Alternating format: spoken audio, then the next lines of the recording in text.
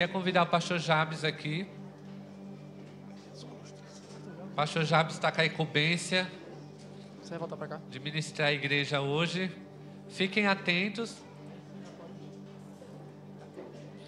Vamos orar pelo pastor Jabes?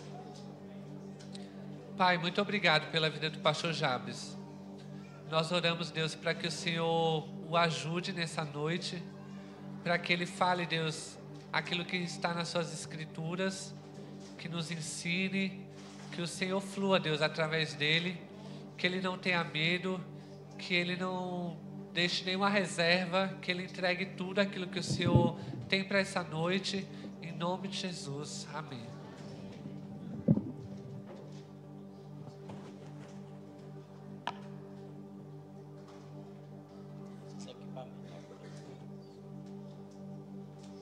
Queridos em Cristo Jesus, estamos seguindo a boa tradição cristã. Eu faço questão de enfatizar que é a boa tradição cristã, porque tem tradição que não é boa, mas essa é uma boa tradição. As boas tradições, elas precisam ser seguidas. A boa tradição cristã nos diz que celebramos a Páscoa 15 dias após a primeira lua nova no nosso caso aqui, outono, porque a gente está no hemisfério sul, não é? No hemisfério norte seria primavera. E só para curiosidade, se você nunca prestou atenção, esse ano você vai prestar atenção. Todo ano na Páscoa é lua cheia. Pode prestar atenção, porque 15 dias depois da lua nova é lua cheia. Não é isso? E esses 40 dias que antecedem a celebração da Páscoa, nós cristãos temos aquele termo técnico, chamamos de quaresma. Às vezes a gente batista não está muito acostumado com esses palavreados, mas essa não é a questão. Mas esse é um tempo de preparação, em que os cristãos convergem todo o seu pensamento, toda a sua intenção, toda a sua espiritualidade, para quando chegar naquele momento, porque a celebração da Páscoa é, com certeza, e aí não tem negociação, a maior celebração do calendário cristão. A gente gosta do Natal, é bom, pode, deve celebrar o Natal, há outras datas importantes, mas nenhuma data no nosso calendário é tão importante quanto a Páscoa. Porque foi na Páscoa que Cristo morreu e se entregou em nosso lugar. Se não houvesse a Páscoa, nada disso aqui faria sentido. Estávamos todos, como diz Paulo aos Coríntios, mortos em nossos pecados. Se Cristo não ressuscitou, é vã a nossa fé.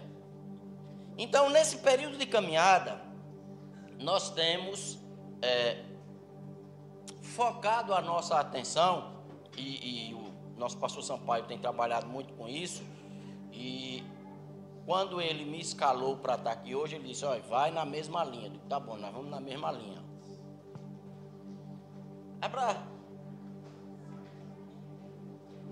Aqui dá para ver melhor do que aqui, ó.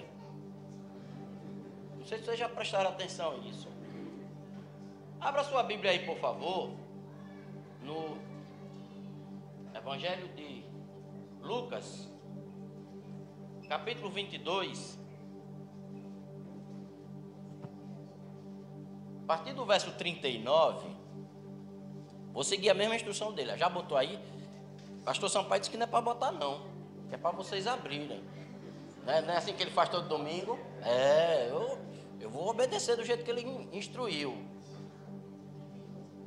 A partir do verso 39 é a narração daquele episódio que a gente já conhece, que é quando Jesus vai ao horto do Getsêmani, e lá ele leva alguns dos seus discípulos. Verso 41 diz assim, achou aí na sua Bíblia? Lucas 22, 41, diz assim: afastou-se a uma distância de um arremesso de pedra e ajoelhou-se para orar. Essa frase significa o quê? Mesmo naquele momento, Jesus se afastou e procurou estar sozinho. Deus gosta do ajuntamento. Deus gosta quando o povo está reunido. Isso alegra o coração de Deus. Quando a gente canta empolgado, isso alegra o coração de Deus. Mas quando a gente vai para o texto sagrado, você deve lembrar lá do texto de Eclesiastes, que diz que tem tempo para todas as coisas. Tempo de nascer, tempo de morrer, tempo de comer, tempo de... Mas ele vai falar também que há tempo de estar junto e tempo de estar só. Deus gosta do ajuntamento, mas tem tempo que é para estar sozinho. Nessa preparação para a Páscoa, nós precisamos nos lembrar que deve haver um tempo de estar sozinho. E se você vive no mesmo mundo que eu vivo, esse é um dos maiores desafios para a fé cristã. Estar só. Mas espera aí, deixa eu fazer uma colocação aqui antes da gente entrar especificamente no que eu pretendo falar essa noite. Porque quando a gente fala estar só, existem graduações ou dimensões ou perspectivas do estar só. A palavra solidão, que também é estar só, ela é muito pesada. Solidão é quando estar só é um peso, é terrível, é assustador. Quando estar só lhe sufoca, isso é solidão. Quando você não quer estar só, mas está só. E às vezes essa solidão, ela acontece mesmo no meio da multidão. Esse aqui é um bom texto para você ler depois sobre esse assunto. É o Salmo 42, em que os filhos de Coré cantam que a gente sabe aquela parte, porque está abatido a minha alma, porque te perturbas dentro de mim. Mas ele vai dizer, eu me lembro que eu cantava alegremente no meio da multidão, mas depois a minha alma estava abatida. Solidão é terrível, porque mesmo no meio da multidão, ninguém sabe o que vai no seu coração, ninguém sabe o que vai na sua cabeça agora. Às vezes você está aqui, está cantando, está levantando as mãos, está empolgado, né? O grupo nos conduziu muito bem, graças a Deus. Mas você está sozinho aí no seu canto. Mas não é dessa solidão que eu estou falando. Não é disso. Eu estou falando daquele momento em que você decide se afastar. Eu quero estar sozinho. Jesus fez isso muitas vezes. Se você acompanhar em vários momentos da vida terrena de Jesus, o texto diz que ele passava o dia no meio da multidão e à noite ele decidia, eu quero sair e vou ficar sozinho. É o que a gente chama do estar só voluntário. Eu quero ficar só. Isso faz parte da caminhada cristã. Se o ajuntamento é bom, é necessário, Deus gosta do ajuntamento, o estar só também faz parte da disciplina cristã. Jesus disse, olha, você quando orar faz o seguinte, você sai do meio da multidão, entra no seu quarto, fecha a porta, é o momento de estar só. Lá é você e Deus. E é sobre isso que a gente vai pensar nessa noite, sobre como eu vou me preparar, porque o estar só, que não é solidão, faz parte da disciplina cristã. Sabe o que é também que faz parte dessa disciplina cristã? Diferente da solidão, em que na solidão parece que o mundo está gritando dentro de você e você não consegue organizar as suas ideias, a sua mente, a sua psique. Mas no estar só, voluntário diante de Deus, veja como é difícil. Reina o silêncio, a calma. É difícil ficar em silêncio. Vivemos num mundo de muitas palavras. Ele falou nesse instante aqui, foi bom, sobre palavras. Mas às vezes é preciso silêncio. Ficar quieto. Aquietai-vos e sabei que eu sou Deus. A gente vive num tempo em que estar parado, não fazer nada, é tido como horrível. Você está fazendo o quê? Nada. Como nada? Tanta coisa para fazer, sim, nada. Tem uma frase de Lutero, que eu gosto muito. Lutero dizia o seguinte: todo dia, essa é a frase de Lutero, antes de começar as minhas atividades, eu oro por 3 horas. Mas tem dia que minha agenda está assim, extremamente lotada, aí eu oro dobrado. Eu não consegui chegar lá não, viu? Isso era Lutero. Mas é preciso, para que você se prepare, faz parte da disciplina cristã, o estar só, o estar em silêncio, o estar quieto. Fica lá. Sabe o que é que vai acontecer quando você está só? Presta atenção. Primeira coisa, todas as suas máscaras, todas as suas aparências, todas as suas demonstrações exteriores vão desaparecer, porque você está sozinho. Os títulos somem. Lá você não é doutor, você não é mestre, você não é senhor. Lá você é você. Não tem ninguém para lhe chamar de doutor fulano. Não, é você. Quando você está só, e Deus gosta de se encontrar com, quando o crente está só, de ir lá ao seu encontro, você é você. Quando Jesus disse, entra no seu quarto e fecha a porta, o teu pai que vê em secreto, Deus sabe como é você. Deus lhe vê, Deus lhe conhece. Às vezes a gente vive no meio de tanta gente, e vive no meio de correria, e vive papéis sociais, e vive... Quem é você? Lá dentro, quando os holofotes apagam, quando você sai do meio do burburinho, quando você está em silêncio sozinho. Quem é você? Quem é você? Um desses momentos interessantes da Bíblia, eu vou citar ele algumas vezes, é o patriarca Jacó. Quando ainda estava na casa do seu pai, Jacó, ajudado pela mãe, era uma família de gente enrolada. Diga o povo trambiqueiro, era aquela família. Pelo amor de Deus. Ali, para catar um que se aproveitava era difícil. Todo mundo era enrolado. Todo mundo. Né? Jacó era enrolado e a mãe ajudava ele a ser enrolado. E quando enrolou tudo, ele manda para casa do tio, que era outro mais enrolado ainda. Era a família, não se aproveitava ninguém.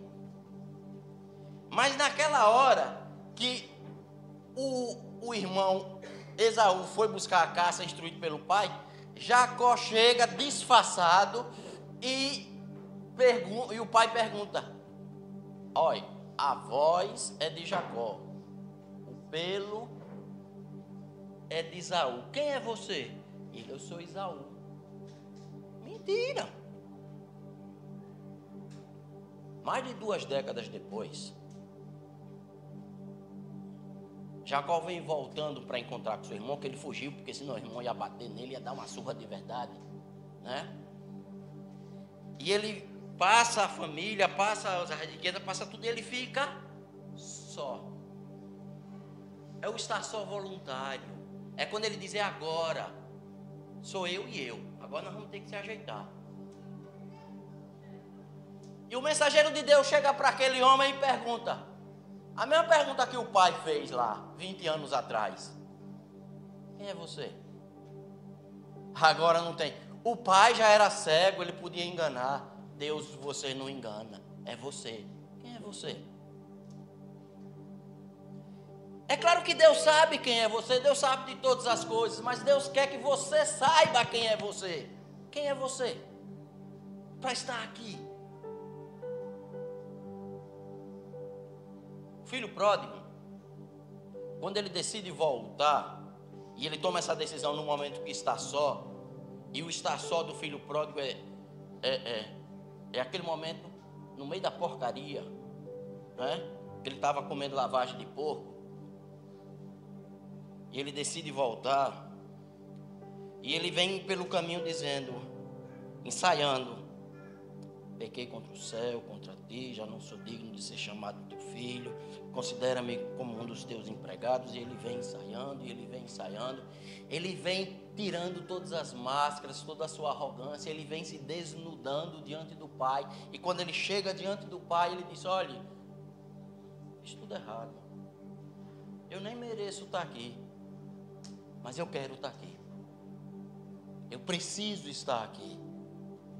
A solidão é assustadora, lhe leva para o chiqueiro do porco, mas quando você decide estar só e se desnudar e se abrir diante daquele que conhece todas as coisas, aí as coisas começam a acontecer. Mas é preciso estar só. Pode estar casado o tempo que for, aquela hora é só sua, é uma decisão sua, porque tem que começar lá dentro. É decisão. Eu quero comparecer como eu sou, eu quero ser eu. Gente, isso é tão libertador, porque não tem mais pressão social, não tem mais estresse, você não tem mais performance, você não tem mais que ser o bom, você não tem mais que o que é que vão pensar de mim. Você está só, ninguém vai pensar nada, você não tem que ser, você não tem nada, você simplesmente é o que é, com todas as suas virtudes e fraquezas. E você se abre, e você se rasga, e você se entrega.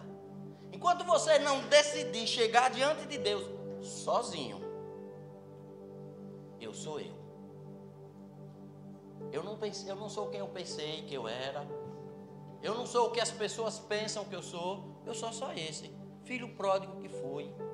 Eu só sou esse que enganou dizendo que era Esaú, mas agora eu sei que é Jacó. Eu sou eu. Primeira coisa para estar só: fecha a porta, deixa a vida lá fora, seja você. E aqui não tem nenhuma relação de merecimento, porque quando Jesus diz entra no teu quarto e fecha a porta, ele fala e o teu pai. Essa relação de pai é interessante, porque não há nenhuma relação de merecimento na relação de paternidade. Você não é filho do seu pai porque você merece.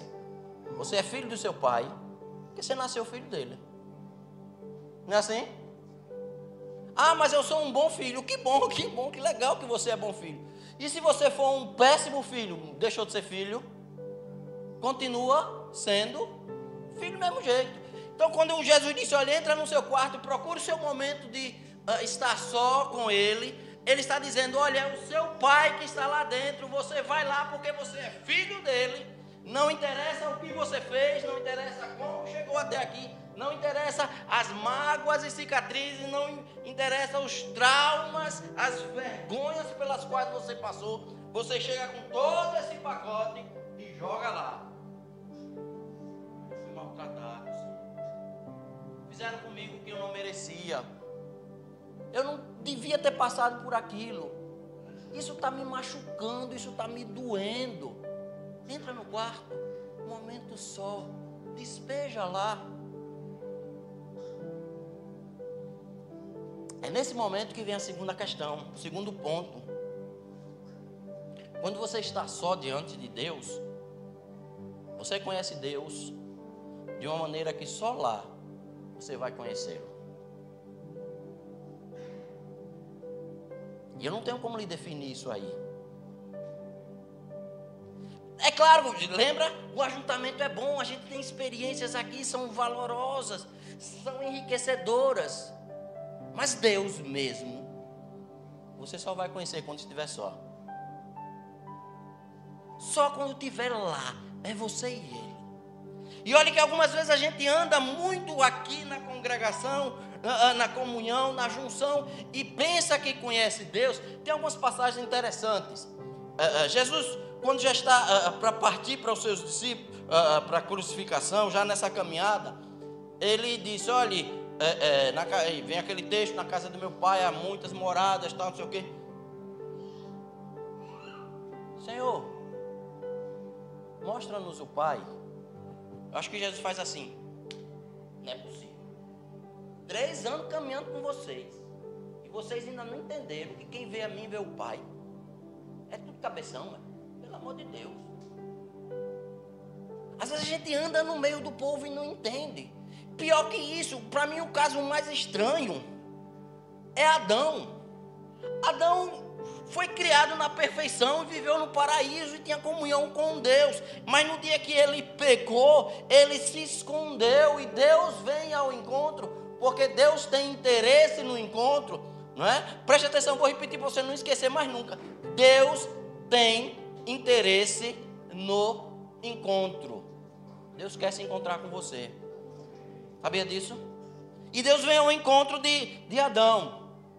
Adão, onde é que você está, rapaz? É claro que Deus sabia onde ele estava. Deus sabe todas as coisas. E vem Adão com aquela cara de maracujá chupado. É, né? Eu comi da fruta. Rapaz, se eu encontrar Adão, olha. E eu pensei, Adão, você não me conhece não, Adão? Quanto tempo a gente está aqui junto? O acusador é o outro. Entendeu? O acusador, aquele que aponta o seu pecado, aquele que diz que você está errado, aquele que diz que você não vale nada, é o outro. Não sou eu não. Isso é Deus dizendo para Adão, eu estou aqui para consertar o mal feito. Você pecou, você está nu, mas eu vou arrumar uma roupa para você, eu vou ajeitar, eu vou mudar a sua história, eu tenho uma promessa para você. Mas isso você só conhece quando você sai de trás do escondido e você resolve se encontrar com Deus. É você e Deus. Para entender que Deus é o outro. Não é aquele que te acusa, não. Quem bota o dedo dizendo que você não presta é o outro. É o inimigo de nossas almas. Deus é o Pai que acolhe, que diz, pode vir, você errou, está certo, você não merece não, você fez tudo errado, mas eu não estou aqui para lhe dizer isso, até porque você já sabe.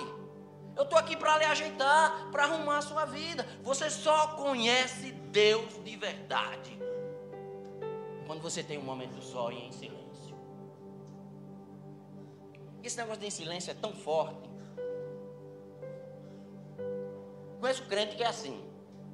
E se é o seu caso, peço em nome de Jesus que você mude essa prática. Aí você tem a sua agenda de oração, né? Aí você marca, amanhã eu vou acordar, 5 horas da manhã eu vou orar. Aí você abre o caderninho e começa, Senhor, eu peço por isso, não sei o que mesmo. Aí você faz aquela oração toda agendada, né? Pá, pá, pá, pá. Quando termina, aí você terminou a agenda, terminou a oração e vai. E eu fico imaginando, essa é da minha cabeça, mano. Eu fico imaginando o Espírito Santo, você fala, e o Espírito Santo, quando você termina o Espírito Santo, agora peraí que eu vou lhe falar. Aí você termina a oração e vai embora, o Espírito Santo assim, e o que eu tenho para lhe dizer? Fique em silêncio, criatura de Jesus, deixa ele falar. Oração é conversa, você fala, depois fica calado, para que ele possa falar e lhe responder. Mas você está tão ocupado falando, apresentando a sua demanda, que não tem tempo para ouvir o que o Espírito Santo tem para lhe falar. Fica quieto, sossega, espera. Tem que ter silêncio. Não é perda de tempo não, é ganho. Fique em silêncio, aquieta a minha alma, deixa ele conduzir. A gente vive tão agitado nesse mundo. E quantas vezes Deus diz, eu quero lhe falar, mas você não para me ouvir. Pare de vez em quando. Pare. O que é que vai fazer? Nada. O que é que tem para dizer? Nada. Hoje eu quero só estar na tua presença. Não vou cantar nada, não vou ler nada. Eu vou simplesmente estar aqui e deixar que ele fale, que a coisa aconteça. E se ele não falar? Aí fica nós dois quietinhos lá, tão bom.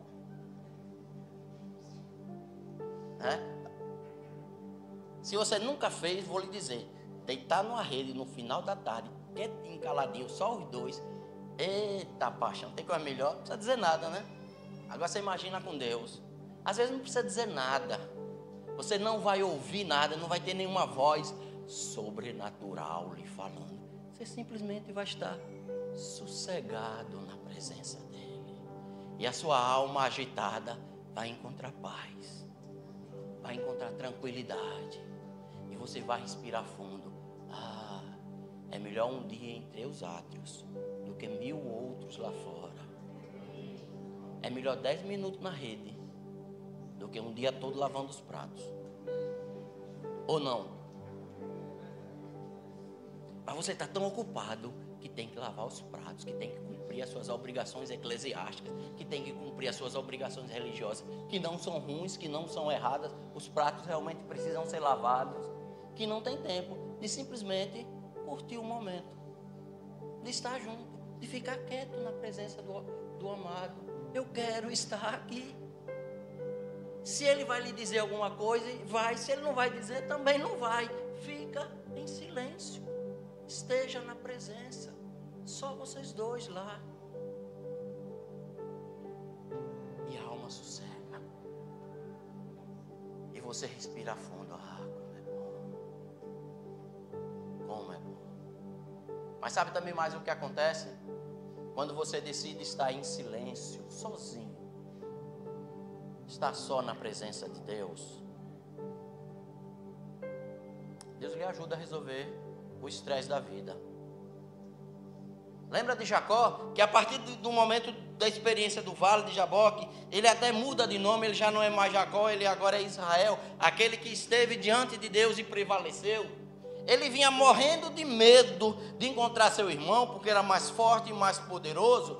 E aparentemente a coisa vai piorar, porque ele, além de tudo, agora ele sai do vale de Jaboque mancando da perna. Se ele inteiro já ia apanhar, ele aleijado agora que ia apanhar mesmo. Mas agora, ele sai de lá com a certeza de que Deus estava com ele. E agora ele pode enfrentar as adversidades da vida, os aperreios dos momentos, o estresse da vida que a gente leva. E como eu disse, se você vive no mesmo mundo que eu, o estresse começa de manhã cedo na hora que acorda. E às vezes você vai dormir e ainda tem uma reserva de estresse para o outro dia, porque não gastou o estresse todo num dia só. Não é assim? Ou a sua vida é diferente da minha? Hein? E tem uns aperreios que parece que vem a prestação. É um pouquinho cada dia que é para você gastar ele todinho. Não é assim? Um tempo na presença do amado, do Altíssimo. Ele ajuda a resolver isso. Porque ele vai dizer, agora é comigo. Mas primeiro você tem que se desnudar na presença dele. Primeiro você precisa conhecer quem é ele, para que ele diga, agora é comigo. Então você está em silêncio, só vocês dois, na presença dele.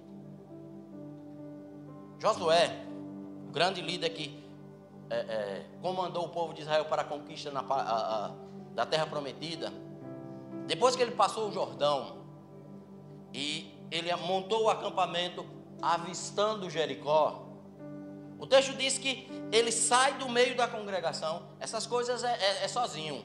É interessante porque é assim que funciona. E ele está realmente preocupado porque ele viu que Jericó era uma cidade fortificada. Como é que eu vou destruir isso aí? E ele está só e de repente aparece um guerreiro diante dele. Quem é você? Você é dos nossos ou dos deles? O guerreiro, para aparecer, você tem que estar só. Senão o guerreiro não aparece. Tem que estar só. Tem que estar em silêncio. Tem que esperar acontecer. Não é você que comanda o tempo de Deus. É Ele que vai dizer, sossegue, deixa comigo. Eu vou cuidar do meu tempo, do meu jeito.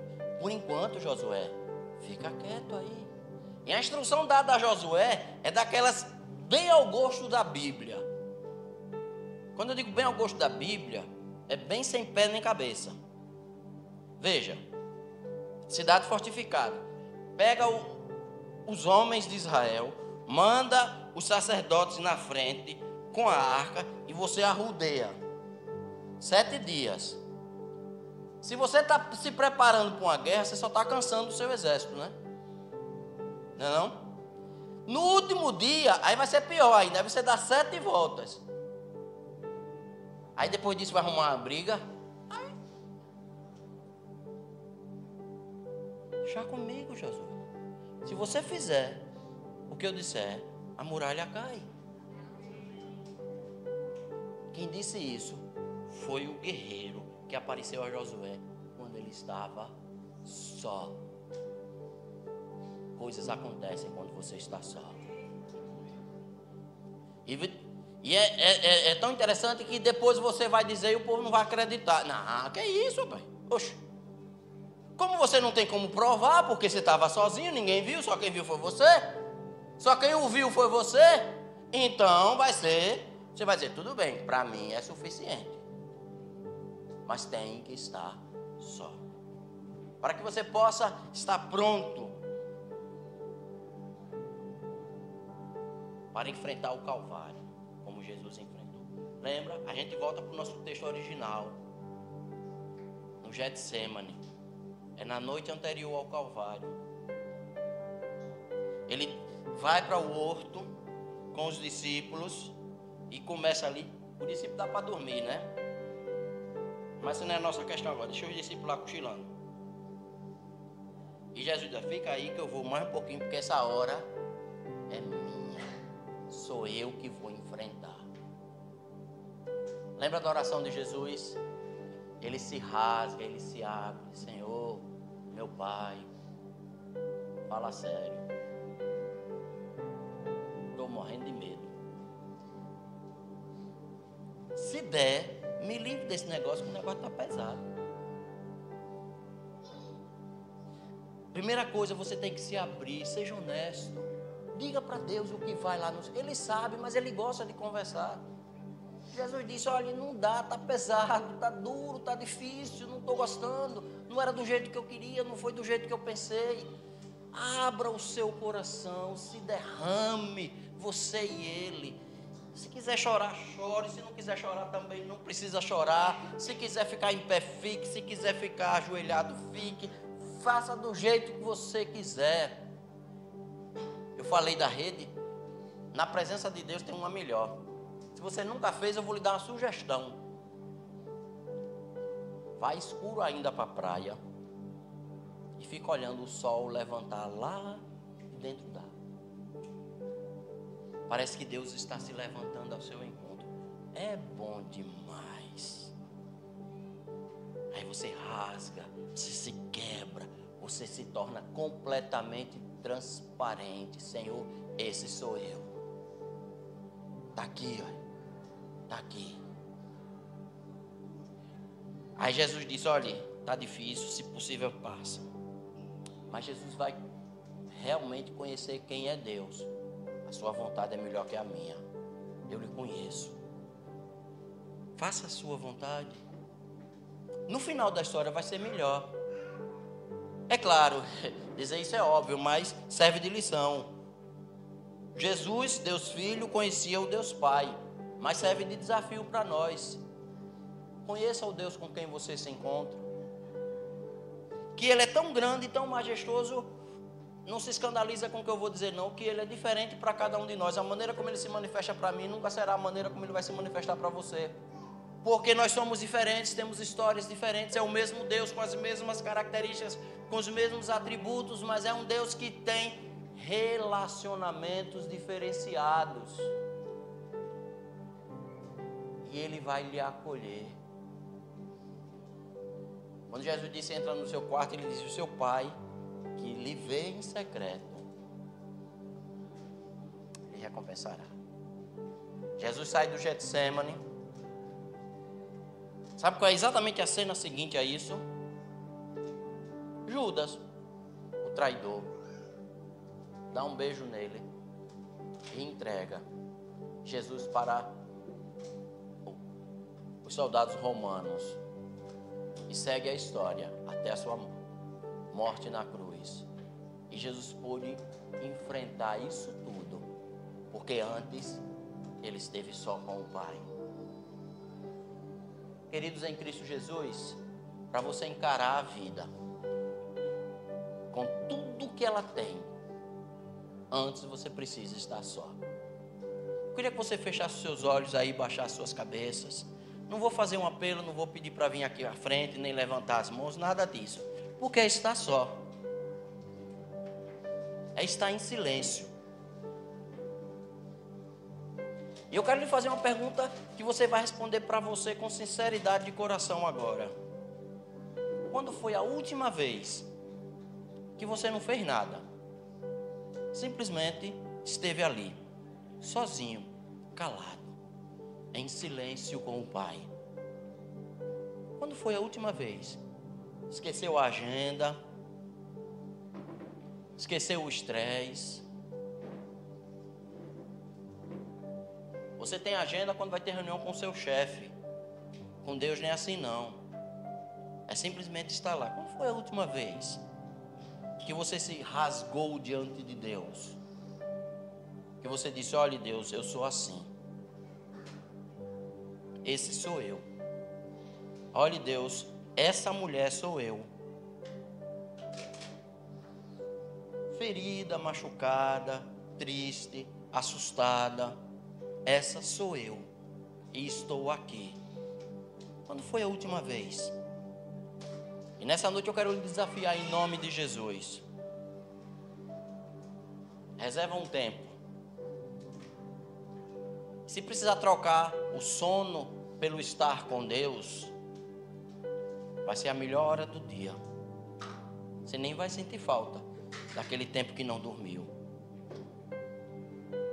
É sério.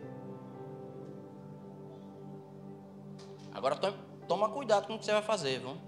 Porque se você pedir a Deus para lhe acordar 3 horas da manhã, às 3 horas da manhã você está acordado. Ali é um despertador que não falha. Porque ele gosta do encontro.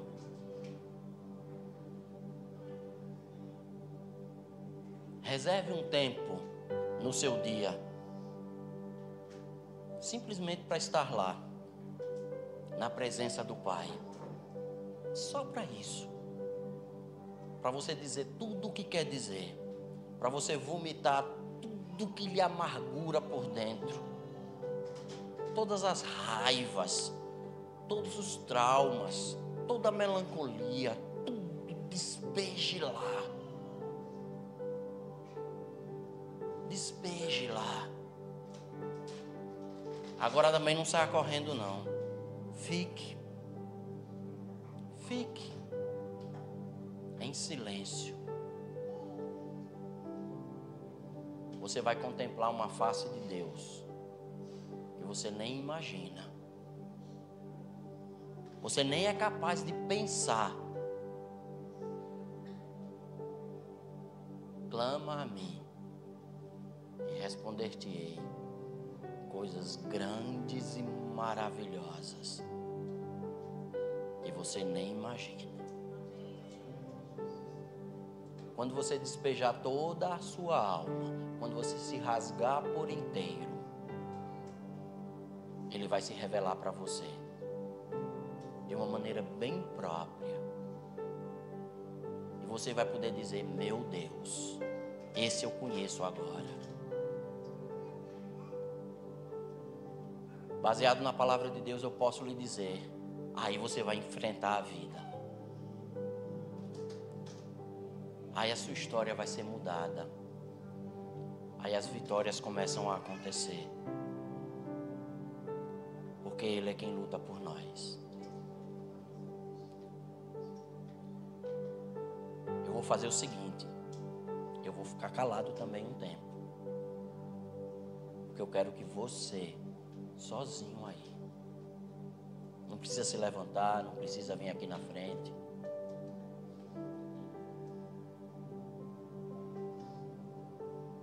Rasgue seu coração aí agora.